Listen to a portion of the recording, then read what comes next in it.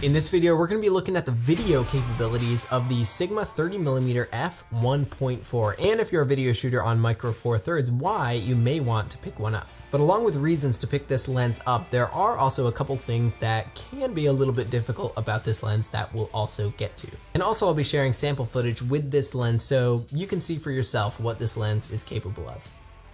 Now first off, what is this lens? Now this lens is made by a company called Sigma, and they're one of the most well-recognized lens manufacturers really in the world. This particular lens is a prime lens, meaning it's set at 30mm and you can't zoom in or out like you would with a zoom lens. Now the first reason you might want to pick this lens up is the price. At $300 or just under $300 at some places, this lens is a steal. For a fast f1.4 aperture and what Sigma claims to be art lens quality optics, which is Sigma's pro line of lenses, and pretty nice build quality, there's really nothing that can compare at this price range. For contrast, the Panasonic 25mm f1.4 runs for $600 new, almost double the price of the Sigma. And the Rokinon 24mm f1.4 runs for right around $400, which is still $100 more than this lens. So at 30mm, you get the equivalent on a Micro Four Thirds body of 60mm with the 2x crop on Micro Four Thirds, making this not your typical focal length. Now at this price range, you would expect the optical quality of a lens like this to be, halfway decent, but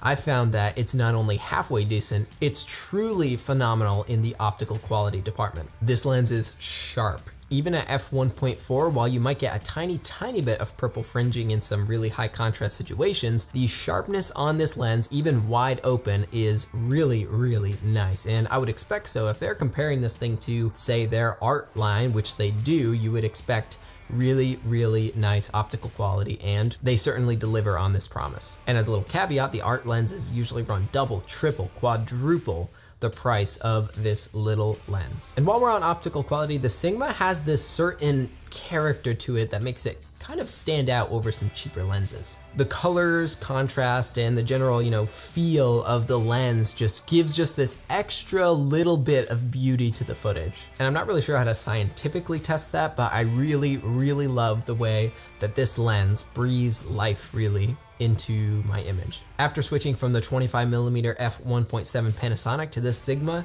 I can definitely say that this Sigma is a very nice upgrade. Another great addition to this lens is the aperture. At f1.4, this lens actually lets in double the amount of light that a lens, say, that's around f2.8 lets in. This means that the low light performance on this lens is going to be significantly better than something like an f2.8 lens or even the kit lens at f3.5. So if you're doing a lot of low light situations, and we all know Micro Four Thirds isn't great in low light, this lens could be a really great option for that. Along with better low light, the f1.4 aperture also gives you some really nice blurry background bokeh. And the bokeh that this lens produces is so smooth and creamy. Once you start messing around with different lenses, you'll actually start to notice that even the bokeh has certain characteristics to it. And I can say that with those 9 actual rounded aperture blades in the Sigma 31.4, that the bokeh that this produces is so smooth and really pleasing to the eye.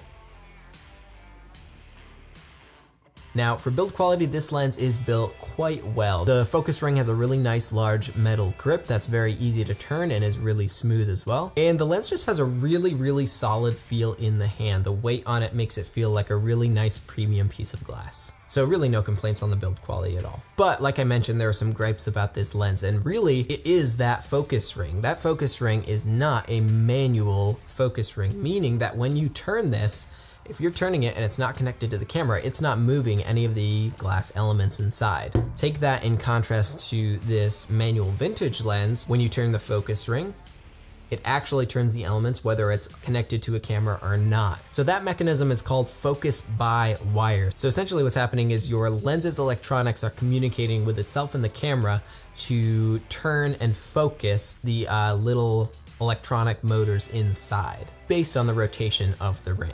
And while focus by wire isn't nearly as responsive as something like a manual focus ring, this one I was actually pleasantly surprised with how accurately and well it focuses. Now, if you're doing fast moving subjects manually focusing, you're gonna have a really hard time, but if you're just trying to dial in focus with slow moving subjects, really there's no problem with this lens. And really, in my opinion, the way to make this the perfect lens would be to make it a manual focus ring, but we don't get that. And maybe also instead of 30 millimeters, we could maybe drop down to 25 millimeters to get that kind of middle ground focal length of 50 millimeters. But that's kind of my other gripe with this lens. At 30 millimeters on a micro four thirds body, you're looking at a 60 millimeter equivalent, like I said earlier, not your typical focal length. And 60 millimeters is kind of a double-edged sword. For interviews, for B-roll, it's a really, really great lens because you get that really nice depth of field and separation from the background. But if you're in a tighter indoor space and you're trying to get a slightly wider shot, that 60 millimeters can just be a tad tight. But really, that's why I bought the 16 millimeter to go along with that, but that's a whole other video that we'll be making in the future. Now, before we get to the samples, is there anything that I left out that you'd like me to go over about the Sigma 30 in a future video? Let me know in the comments, and also let me know why or why not are you buying or not buying this lens. I'd really be curious about your feedback on that. Anyway,